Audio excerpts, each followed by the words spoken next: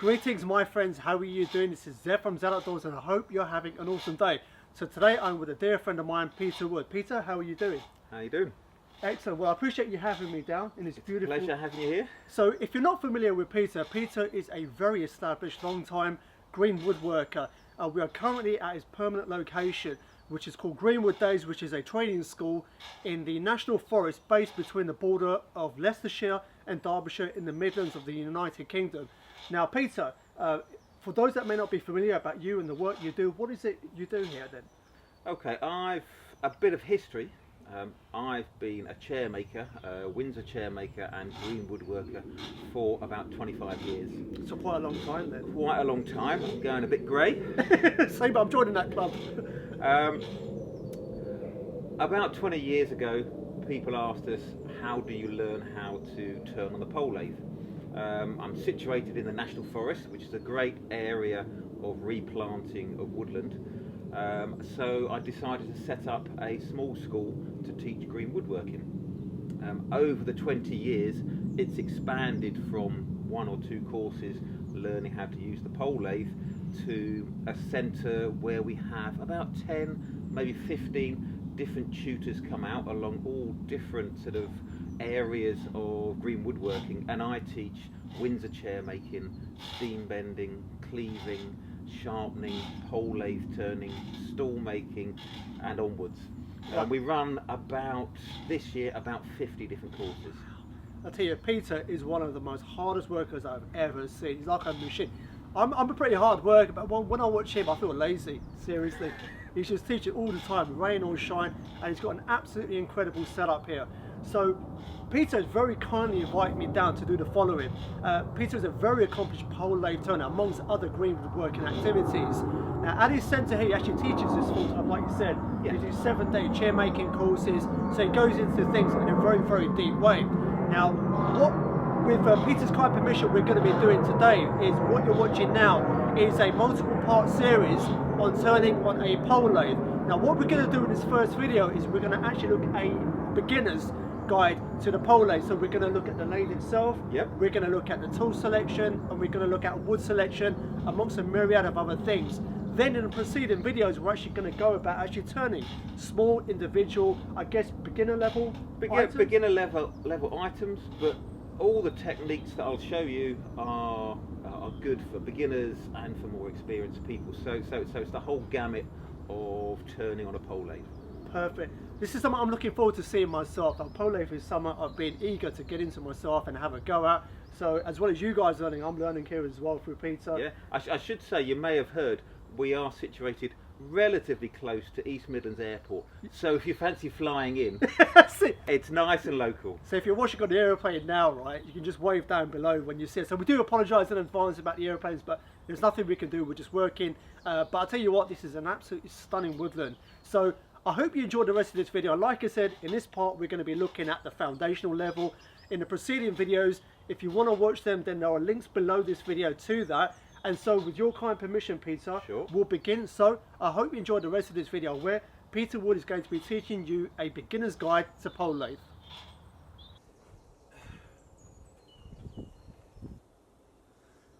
So before we get into the actual tutorial, with your kind permission, I just want to have a quick tour around your location here and what it is you teach. Sure. So starting here, do you know what? No place is a centre in the UK without a brew station. So This is the heart of the operation. That's it. We have the tea going all the time. We have a pizza oven that we can cook a few things. There's soup every day for lunch. And we've got a glorious area just for sitting underneath, for getting together, talking, and sharing lunch together, breaking bread together. So this is obviously the structure you put together yourself, haven't you? It's expanded over the years.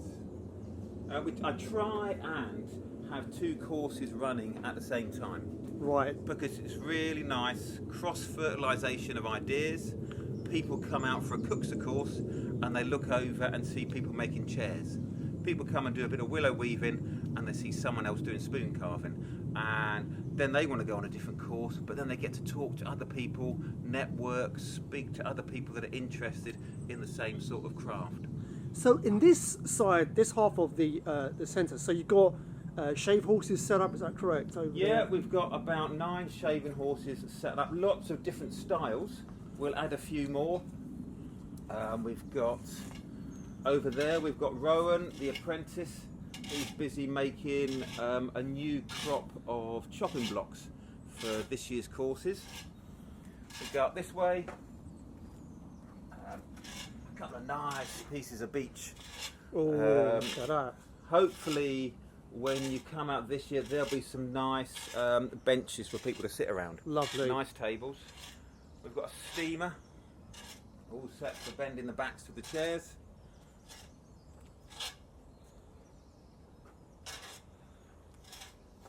So this is what you're using on your chair making courses, isn't On the it? chair making courses, this is the steam box we use. Right. And is this your mighty steed that you're travelling to work The from? mighty steed. When I'm not working here, I do a little bit of willow weaving, some workshops in schools, just a small bit, and that was done with a good friend Rachel, who runs my willow weaving courses. Lovely. So you got round the back here. This is your apprentice. The apprentice. Hi guys. Got the warmth of the sun now. Oh, that's it. It's a very, very fresh morning today. So this is your treasure trove here. This is the gold dust.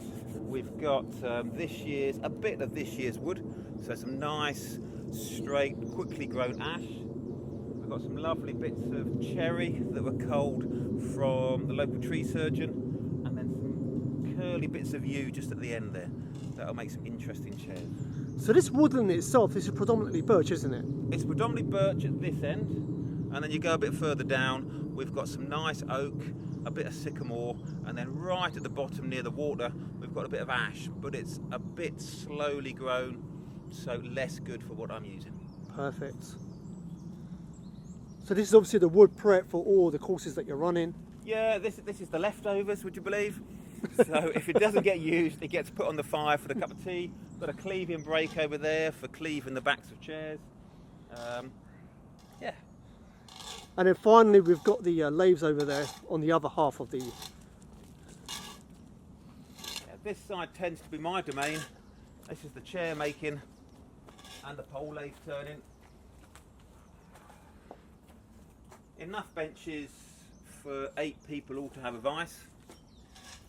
So this is where obviously all the prep is actually done, isn't it? And the assembly and whatnot. Yeah, it's a nice basis for, as well as the turning with the chair making. You need to do seat shaping. You need to fit things together. So we've got the benches, which gives you a nice workshop space.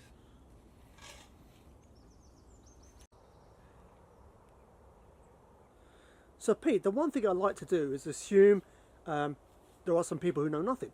Okay, so for those that may not even be familiar with what a pole lathe is, how would you describe a pole lathe? A pole lathe is a traditional form of wood turning.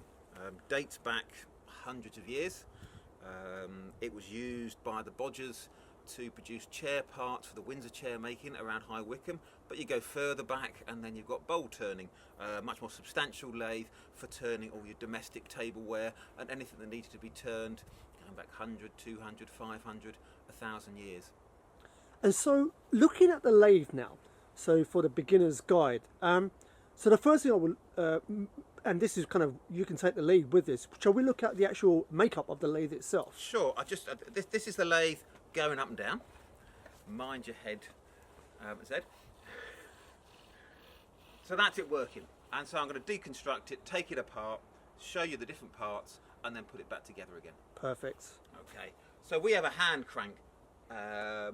You don't need a hand crank, but it makes life easy. Just wind it out and out comes the bit of wood you're turning. And this hand crank can be a simple bit of threaded bar with a handle welded to it. If you want to get even more simple, a threaded bar and just bend it into a handle. Mm-hmm. And then we file a point on the end. Okay, and that is threaded straight through the wood. So when you're making it, you drill potentially a 8mm diameter hole with a piece of 10mm threaded bar. and then you wind it through and back, until it cuts its own thread going all the way through. Interesting. Okay, right. So at the back, we've got a tool rest, and it just sits on these two parts, which are called the poppets. We'll take that out of the way. That needs to be in line with the centres. It's how I like to do it anyway. And notice, this is loose. You can attach it if you want, but you've got a little peg that goes in there that holds the tool rest away from the work when you're turning. Okay. Let's take that off and move that out of the way. The poppets are both movable. You could have one that just comes up from there and doesn't need to be movable, but I like the independence. And it's held on with a little wedge. Now you can adjust it straight the way back, straight the way forward, knock it in. Nice and solid. And then you've got something to rest the tool rest on. Let's get it the right way round. There we go. So that can come apart. And these come out. Let's put those down there. Then you've got your lathe bed. This is a twin lathe bed, so the poppets run inside, nice and loosely. This could be anything. This is a bit of just standard joinery wood. The first lathe that I used was an old workbench that I cut up and still in use today. And then finally, you need some good legs that are nice and solid to stop it moving around. These are what's known as Manx legs, which are adjustable. So if you see, you've got a little peg that comes in and out, and you can adjust it up and adjust it down. Oh, interesting. Which is great when you're working with different people and you're teaching different people, because everybody's a different height. And so you can work with children, have it nice and low, and the tallest person, make it nice and high. So for reference, what height should it be in relation to the height of yourself? When I'm turning, I like it to be about there. Right. Don't ask me what that height is, but I like to be sort of quite high, higher than if you're turning on a standard lathe, but something reasonably high up. Now let's put these back in. Back. Wedges back in.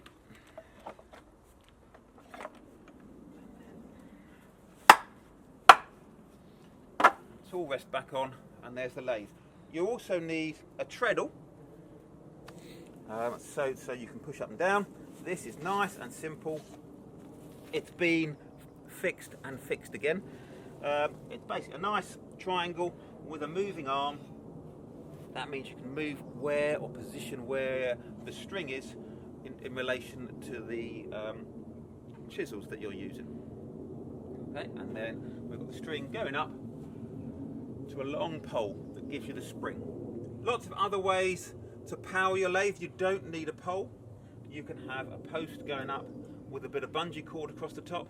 I'll show you that another time. But that's the way I like it out in the woodland. The other nice handy thing about making your lathe this way is if you take both pegs out and lift it up, it flat packs and you can hook it against the wall. And so if you've got limited space, you can just take it out, put it up, work, then take the pegs up, lift it up and put it back onto your wall. Ah, interesting. Mm-hmm. So 2 questions I have is, number one, is there a particular wood that you advise people make their lathes from, or is it just basically what you can get hold of? It's basically whatever you can get hold of, but I like the poppets to be made from a hardwood. Certainly this one from a hardwood, because you're threading through. So if it's a soft wood, it tends to wear quite quickly. But I've used whatever wood is hanging around to make your lathes, but nice and solid.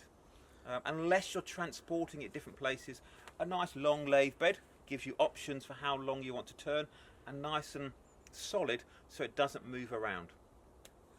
And the final thing is, in terms of people who are watching that don't have a lathe, Mm-hmm. okay, so obviously they need to acquire one, and I guess there are 2 methods of acquiring one, which is one is they obviously commission someone to make it for them, or B, where they actually go about making one themselves. So with regards to commissioning it off other people, what kind of pointers would you give people in terms of commissioning someone else to actually make one for them? I would think, firstly, what are you actually turning? Okay, are you turning long things? Are you turning big things? A bowl turning lathe is very different to a spindle turning lathe. This is a spindle turning lathe for turning small diameter items. Okay, so you might be turning the back of a chair, so it might need to be 3 foot, a metre long between centres. Think about the space in your workshop, so build it around the space in your workshop. But other than that, the ways you can acquire a lathe is there are various people that sell them online.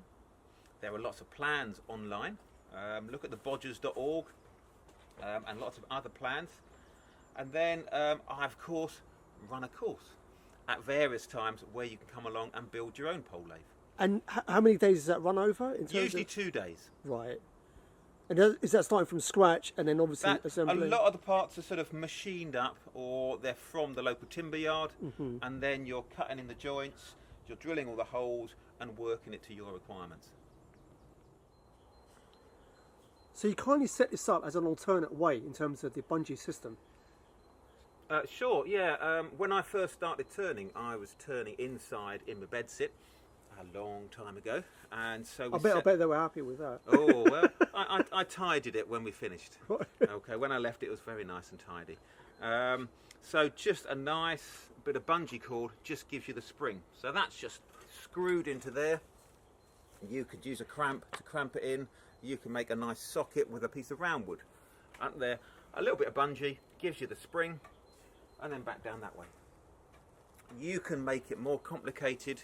You can add a pulley system on there to make the bungee a bit longer. It's not quite as good and not quite as responsive as the pole personally, but some people swear by it. And if it gets you turning, just use that. So now that we looked at the lathe, we're now going to look at tool selection. So where do you want to begin, Pete? Okay, I'll begin with showing you the basic tools you need for a pole lathe, and they're very simple. I'll then take you through different permutations. I want you to be able to do this straight away and just grab whatever tools you've got in your workshop. So don't be too precious about which tools you can use. But these are my basic turning tools. And we've got a chisel for a gouge for roughing out and doing some curves. You can see it's got quite a basic handle. This was a carving chisel made by Bristol Design that I handled quite a few years ago and works fantastically. We've got a wide flat chisel just for smoothing cuts, and that is a pattern maker's chisel. Very delicate, wouldn't use it on a powered lathe, but you can use it on a pole lathe. Again, nice and simple. These are turning chisels, so we've got a spindle gouge, and then we've got a skew chisel for doing those small curves, and that's it. But come along this way. Whatever chisel you can see, you can use.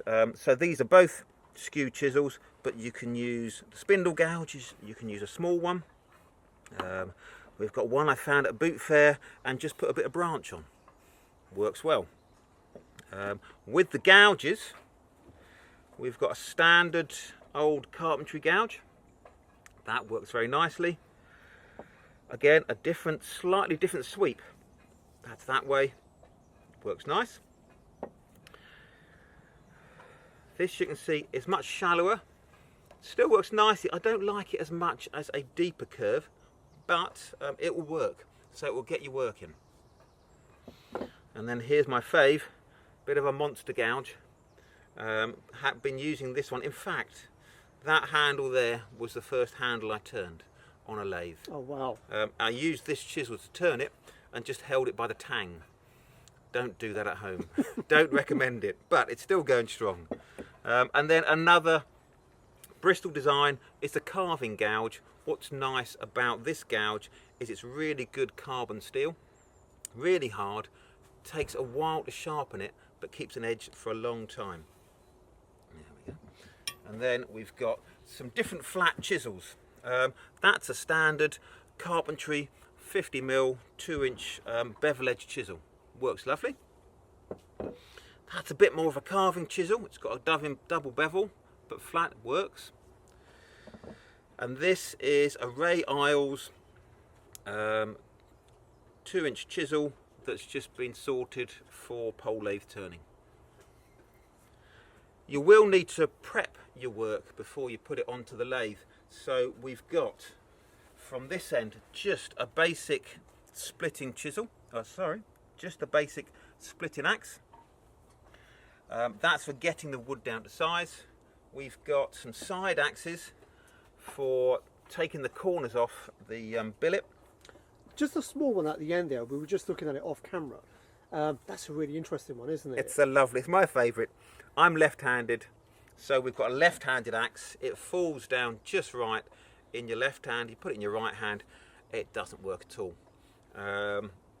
Had this one for about more than 25 years.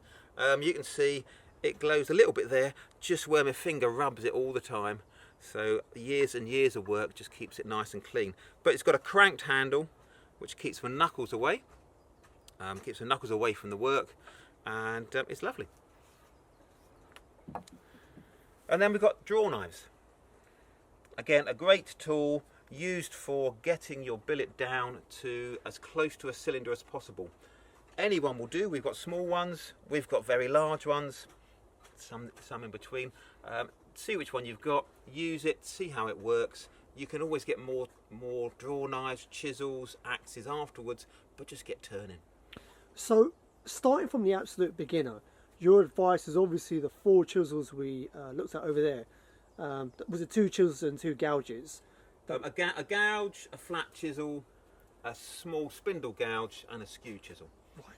And then aside from that, you got a draw knife and an axe. A draw knife and an axe. You could use the same axe to split the wood as to shape the corners. So forget about side axes for the moment. It helps, but start off with a nice splitting axe. And where would you advise people go to procure these tools? There's lots of places online. You've got your Ray Isles, you've got your Workshop Heaven, Axminster Power Tools, you've got eBay, lots of things available at eBay, but a lot of these have been picked up just at boot fairs, flea markets, second-hand tool stores. With a little bit of work, most tools can get used, restored and made just perfect to work. Most of these tools are 50p a pound. So, finally, your advice to someone who's maybe on a bit of a budget, who wants to get hold of these tools, and they're not sure exactly what they should be looking for, what would you advise they do? Okay, look for, the ideal thing is look for, on a chisel, look at the back of the chisel and see how pitted it is. You want it not to be pitted. You can see on this one, the pitting is quite bad here, but when we get right to the end, I've worn it away. You just don't want big pits because that is divots in the metal caused by rust, and when that pit comes to the end, it creates a little nick in the blade, so you don't get a smooth cut. Okay. So look for that. Look how rusty it is. Look how well it's been looked after.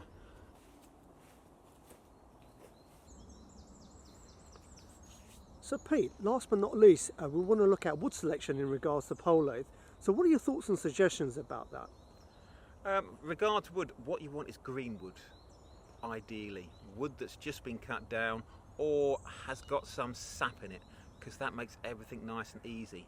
And the idea is to just beg, borrow, don't steal, but just beg and borrow the wood and just get turning. Ask local tree surgeons, ask people that cut wood basically, and wildlife trusts, and see if you can just grab a little bit. But what wood do you want? So out here we've got loads of wood. The criteria is to look and see how it's grown, because when you see how it's grown, you can work out what's happening inside the wood, and you can then think, how well is it going to work? So if you're using branch wood, have a look around here. We've got a nice piece of birch here. That will make a lovely garden dibber. You can cut that down, you can put that bit on the lathe, and it will work straight away. But we've got a knot here, so that knot is going to make life difficult just a bit further up. Let's come over this way. We've got a nice bit of birch here, but it's quite knobbly bark, lots of knots, a nice clean bit just a bit further up. So you're looking and seeing what you can do. Just next to it, much cleaner bit of birch. If I come over to my gold and my wood pile.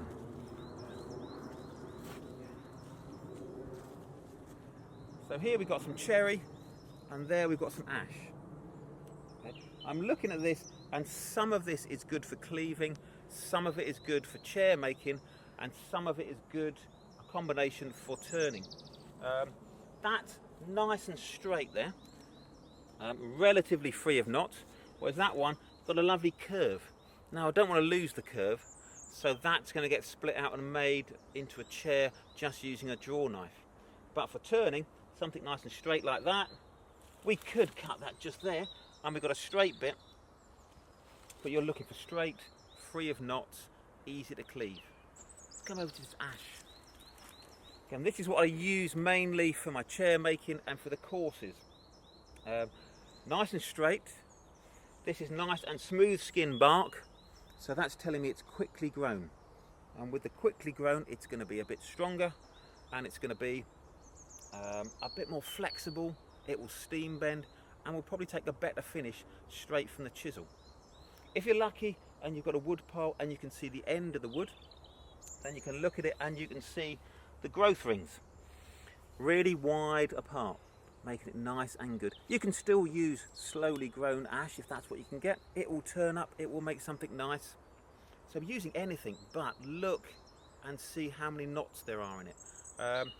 Make your life easy when you're first starting to turn on the lathe. So if you've got a nice clean bit, use that rather than a knotty bit. And so ash is your preferred choice of wood in terms of for the chair making, is that? For the chair making at the moment, yeah, ash is my preferred wood because I can steam bend it, it's relatively easy to turn, and it's readily available, and also I have to dry the chair parts quite quickly to enable them to get assembled into a chair at the end of the week's course. So ash is very good for that. But oak's really nice, gives you a nice heavy look. If you're turning the cherry, that is a nice soft wood for turning. You get lovely long ribbons coming off. A lot of people are thinning out sycamore. That's really nice to turn. It's a bit harder to axe, but when you get it onto the lathe, it's lovely and soft to turn. So anything really, you can try each different wood out and it'll have different properties. Will be harder and softer to turn. If you had a bit of apple, it's quite difficult to cleave, to split and to axe, but when you get it onto the lathe, again, ribbons come off really nice and easy to turn. So to conclude, it's all about identifying what it is you're going to make, then obviously getting the wood in relation to that. Is that correct? Yeah, different woods are stronger or weaker, more flexible, will give a bit more colour, give a bit more interest. If it's a really dense hardwood, like a bit of beech or a bit of box, it will take really crisp turnings. But if it's a bit softer, maybe you'll go for some smoother curves. Hey, you thought it was a good idea to start talking about the shave horse also in relation to turning? Sure, it's really important to prepare your piece of wood correctly before you put it onto the lathe. The more work you can do on the shaving horse to get it close to a cylinder, the easier it is when you get it onto the lathe. And the shaving horse, a lot of other of Zed's films have got bits about shaving horses in, so check those out as well. But it's a simple holding device, one you sit down on. It's got this one. This one is a Bodger's English shaving horse. It's got swinging arms going up on either side. You push down and it grips the wood. A three-legged thing, so it's nice and level when you're out in the woodland. And that's the size of it. And so just to kind of point on camera, in the second video that precedes this one, that's going to follow on from this one, is we're going to actually look at the wood prep, aren't we, in terms of preparing a wood piece ready to turn onto a lathe. Sure, we're going to start off with a log that I've shown you. We're going to cleave it, we're going to axe it, we're going to draw knife it on the shaving horse and show you how to turn it down on the lathe to get it ready to start shaping. So there you go, guys. That is a wrap for this first video in this pole lathe series. In the next video, Peter is going to be kindly demonstrating how you prep up the wood ready to turn on the lathe. Is that correct? That's right, yeah. How to get from the log to the lathe. Okay, and that prep is obviously the same pretty much for whatever piece you're going to turn in the rest of the series. It's a great grounding for prepping for anything you want to turn on the pole lathe, and also a good way to learn how to do your legs and things for a chair, just using a draw knife. Fantastic. So if you want to watch that video, then just click the links just below this one that you're watching on right now. Also, I will also mention that you can go find out more information about the courses and the work that Peter does, of which it is a massive portfolio of some amazing courses. Some I'm actually hoping to attend myself in the future. I will put a link below to greenwooddays.co.uk. Is that correct? greenwooddays.co.uk. And while you're on the site, if you want to be kept up to date with all the courses that are happening and all the goings on with Peter and his school here, but also you said that you have a mailing list. Is that correct? Where you notify? I've got a newsletter that comes out sort of every month or so, and it tells you what things are happening, what volunteer days we're having, and also if I'm going to do a new course, then the first people to hear about it will be the newsletter people. But your stuff gets booked up pretty quick, doesn't it? I'm booked up for chair making so far. Right. For this year. That's 5 courses, but I'm hoping to put on an extra course, so the first people to hear about that will be the people on the newsletter list. Fantastic. So yes, I would highly encourage you, go check out Peter's website. It's also a way of saying thank you for the time it's taken out for me to come down today and share this information with you. So I'll put a link below to his website. Please do go check that out, and please do join his mailing list. Also, Peter is very active on Instagram and Facebook, and so I will put a link to those also below. If you're on any of those 2 platforms or even both, be sure to give him a follow. He updates very regularly on a daily basis, and it's really good as well because he has so many courses that are running here. You get insights into all the stuff that is going on. So it's really insightful, really enjoyable seeing Peter's updates on Instagram and Facebook. So I'll put links to those below. Please do go check that out, and I will see you on the next video. So until then, from Pete and myself, I hope whatever you're doing, you have a blessed day, a blessed week ahead. This is Zed from Zed Outdoors. Peace out.